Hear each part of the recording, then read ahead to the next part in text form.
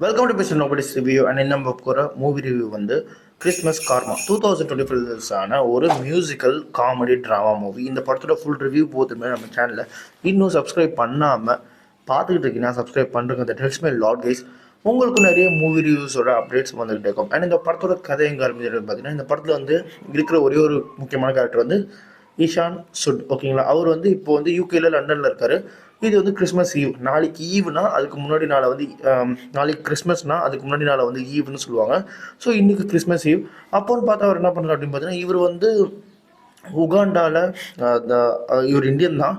But உகாண்டாவில் இருக்கிற அந்த சமயத்தில் வந்து சின்ன வயசில் அங்கே தான் இருந்திருக்காப்புல. அங்கே இருக்கும்போது அவருக்குன்னு சொல்லிட்டு ஒரு ஃப்ரெண்டு, ஒரு ஒரு ஊர், ஒரு தனி வேர்ல்டில் வாழ்ந்துட்டு இருந்தார். அங்கேருந்து இங்கே லண்டனுக்கு வந்து லைக் அங்கே ஏதோ ஒரு சின்ன ஒரு பிரச்சனை ஆனதுனால இந்தியன்ஸ் எல்லோரும் கிளம்பி இங்கே வந்து ரெஃப்யூஜிஸ் அந்த அந்த கேட்டகரிக்குள்ளே வந்து இங்கே வந்து அவங்களுக்கான லைஃப் வந்து தேடிக்கணும் யூகேல. ஓகேங்களா, அப்படி வந்து அந்த சமயத்தில் சின்ன வயசுலேயே வந்து ஹார்ட் ப்ரோக்கன், அந்த பிறந்த இடம்னு சொல்ல முடியாது, எனக்கு அது கரெக்டாக தெரியல. மேபி அந்த சின்ன வயசுலேருந்து வளர்ந்த இடத்த வந்து விட்டு வரும்போது அவருக்கு ஒரு மாதிரி வந்து அங்கேயே ஹார்ட் ப்ரோக் ஆகிடுறாரு. அதுக்கப்புறம் அவருக்கு வந்து இந்த மணி மைண்டட் ஆகிடுறாரு. தென் அதுக்கப்புறம் வந்து ஒரு கேர்ள் ஃப்ரெண்ட் இருப்பாங்க. அந்த கேர்ள் ஃப்ரெண்டோட அப்பா அம்மா கிட்ட போய் பேசும்போது அப்பா அவர்கிட்ட வந்து ஒரு ஸ்டேட்டஸோ ஒரு மணி எதுவுமே இருக்காது.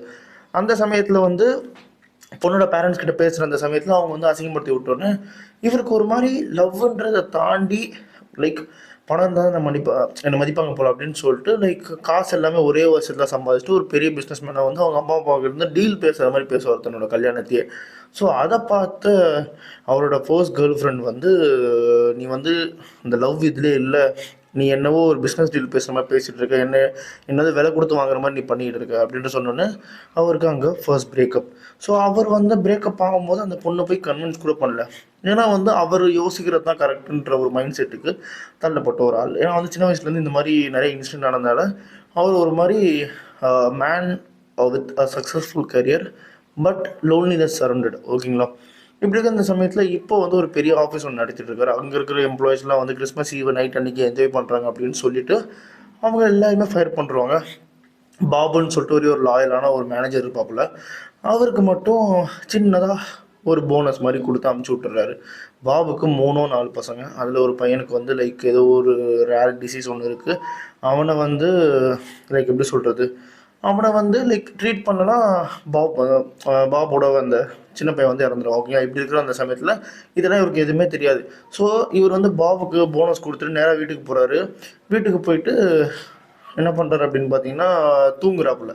தூங்கும்போது இவர் ஆரம்பித்த கம்பெனியில் ஃபஸ்ட்டு ஒரு பார்ட்னர் இருந்தார், அவர் இறந்துட்டார். அவர் ஆவியாக வந்து இவர்கிட்ட பேசுவார். இன்றைக்கி நைட்டு உனக்கு 3 ஸ்பிரிட் வரும், லைக் 3 பேய்கள் வரும். அந்த 3 பேய்களும் உனக்கு லைஃப்ன்றது என்னன்றதை சொல்லி காட்டும் அப்படின்னு சொல்லும் அப்படின்றத வந்து சொல்லிட்டு போயிடுவாப்புல. போனதுக்கப்புறம் அந்த 3 பேயும் லைனாக ஒன்று ஒன்றா வரும். வந்துட்டு இவரோட லைஃப்பில் முக்கியமான அந்த கீ பாயிண்ட்ஸை ரீவைண்ட் பண்ணி இவர் உண்மையிலே யார், ஏன் இப்படி ஆனாங்க அப்படின்றத ஆடியன்ஸான நமக்கும் லைக் உள்ளே இருக்கிற அந்த இஷான் சுட் அப்படின்ற அந்த ஒரு பர்சனுக்குமே வந்து ரியலைஸ் பண்ண வச்சாங்களா இல்லையா அப்படின்றது அந்த படத்தோட கதை.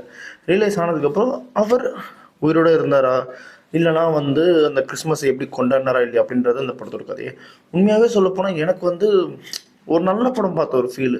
லைக் இந்த படத்தை நீங்கள் பார்க்கும்போது நானே எனக்கே நிறைய இடத்துல வந்து கண்ணெல்லாம் கலங்கி ஒரு மாதிரி பயங்கரமான ஒரு செம்மையாக இருந்தது படம். ஆக்சுவலாக ஒரு சீரியஸாக பயங்கரமாக இருந்துச்சு.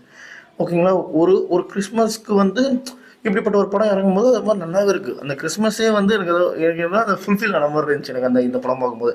Seriously good movie. ஆனால் மியூசிக்கலை கொஞ்சம் கம்மி பண்ணியிருக்கலாம். ஏன்னா வந்து ஓவராக மியூசிக்கல் எதுக்கு எடுத்தாலும் பாட்டு வந்துடும். அது மட்டும் கொஞ்சம் கம்மி பண்ணி டைலாக கொண்டு போயிருந்தாங்கன்னா இன்னுமே பயங்கரமாக இருந்திருக்கும். மற்றபடி குறை சொல்கிறதுக்குலாம் இல்லை. ஒரு சூப்பரான கிறிஸ்மஸ் மூவி. இந்த கிறிஸ்மஸ் அண்ட் இந்த நியூ இயர்க்குள்ளே இந்த படத்தை பார்த்து முடிச்சிருக்கேன். ஓகேங்களா, அதனாலே இந்த படத்துக்கு நான் ஒரு 4.5 தருவேன். இது மாதிரி மூவி பார்க்கணும் நம்ம சேனலில் சப்ஸ்கிரைப் பண்ணுறதா மிஸ்டர் நோபடி சந்திக்கிறேன். Bye, have a great day guys.